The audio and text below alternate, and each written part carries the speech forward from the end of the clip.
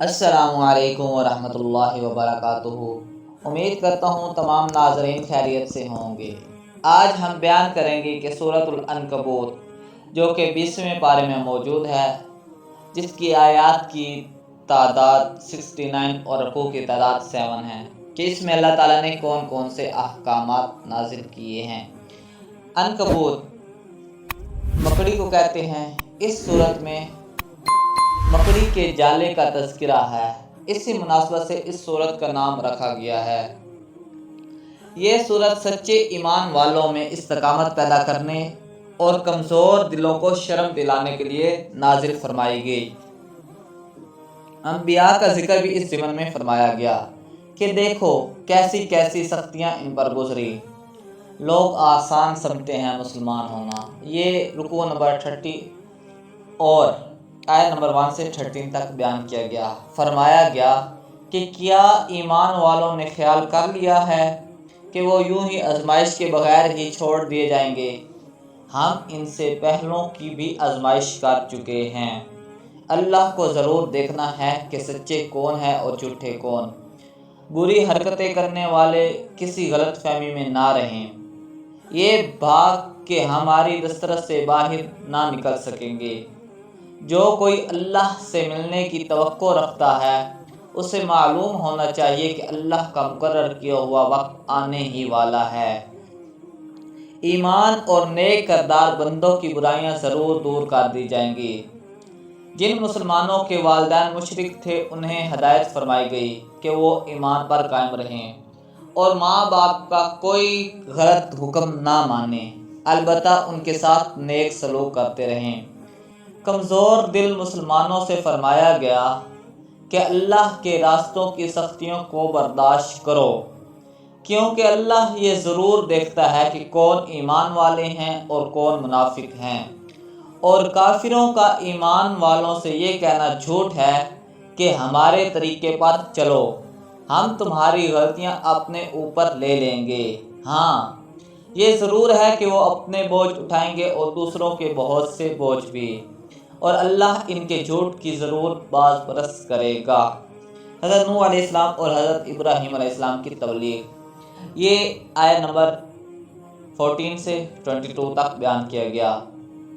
پھر نوح علیہ السلام کے 950 سالہ طویل جدوجہد کے نتیجہ میں ان کے ساتھیوں کی طوفان سے کشتی کی مدد سے نجات اور قوم کی ہلاکت کا تذکرہ، پھر ابراہیم علیہ السلام اور ان کی دعوت توحید کا تذکرہ، اور قوم کی ہٹ دھرمی اور بے اختیار معبودان باطل کی عبادت پر کاربند رہنے کا بیان، اور اس حقیقت کی طرف اشارہ ہے کہ ہر دور میں مفاد پرست اللہ کے سچے رسولوں کا انکار کرتے آئے ہیں، اور دنیا میں چل پھر کر منکرین کے انجام کا مشاہدہ کیا جا سکتا ہے۔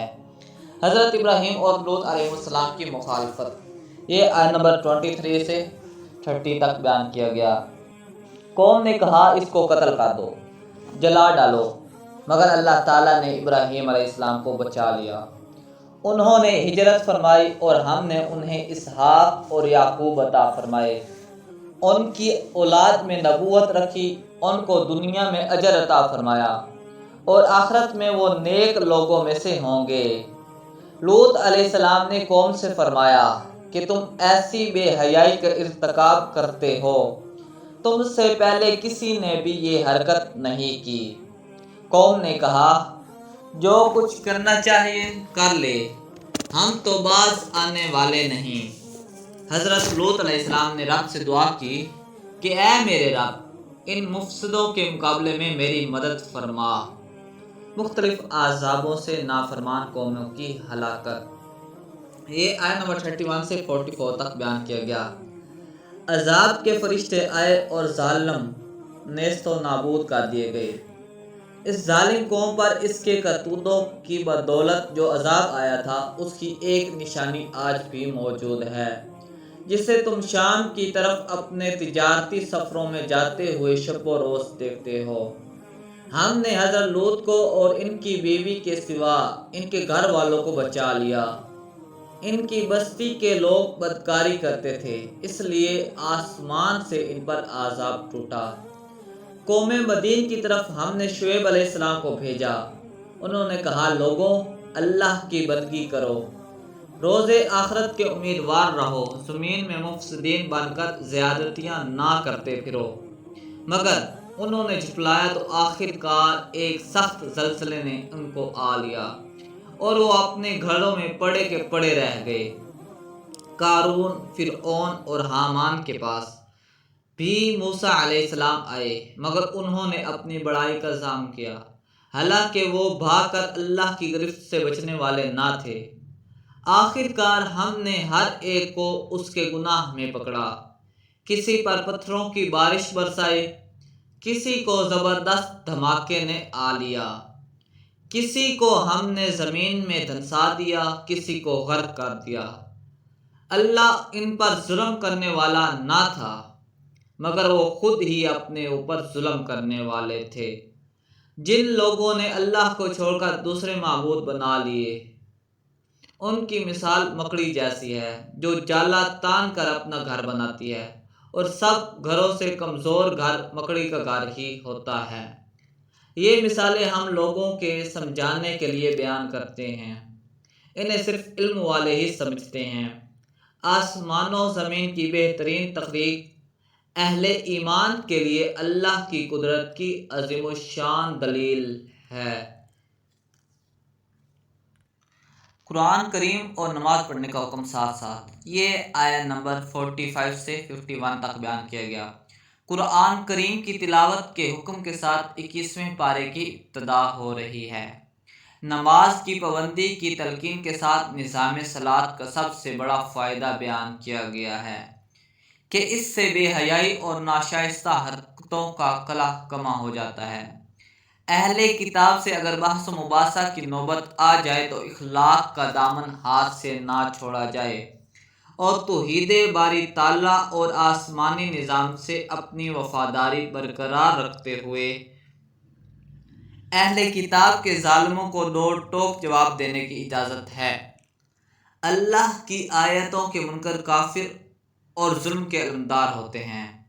قرآن کریم کی حقانیت کی اس سے بڑھ کر اور کیا دلیل ہو سکتی ہے کہ ایک امی نبی صلی اللہ علیہ وسلم معجزانہ کلام سنا رہے ہیں۔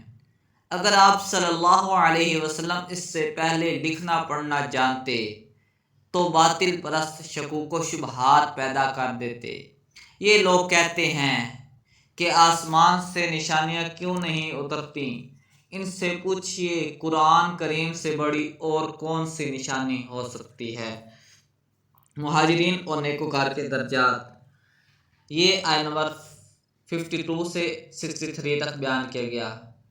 جان بوجھ کر انکار کرنے والے ہٹ دھرم لوگوں سے کہہ دیں کہ میرے تمہارے درمیان ہر شے کا جاننے والا اللہ کافی گواہ ہے۔ یاد رکھو، اللہ کے منکر اور جھوٹ پر ایمان رکھنے والے ہمیشہ خسارے میں ہیں۔ دنیا میں عذاب مقرر وقت پر آ جائے گا اور آخرت کا عذاب جہنم بھی ان کا منتظر ہے۔ ایمان والوں سے فرمایا گیا کہ اگر تمہیں کافر میری عبادت سے روکتے ہیں تو ہجرت کر جاؤ، میری زمین بہت فراخ ہے، مرنا ہر ایک کو ہے۔ ایمان والے جو صبر کرتے اور اپنے رب پر بھروسہ کرتے ہیں، جنت ان کی منتظر ہے۔ راہ حق میں ہجرت کرنے والے روزی کی فکر نہ کریں۔ زمین میں کتنے ایسے جاندار ہیں جو اپنا رزق ساتھ نہیں اٹھائے پھرتے، اللہ ان کو رزق دیتا ہے۔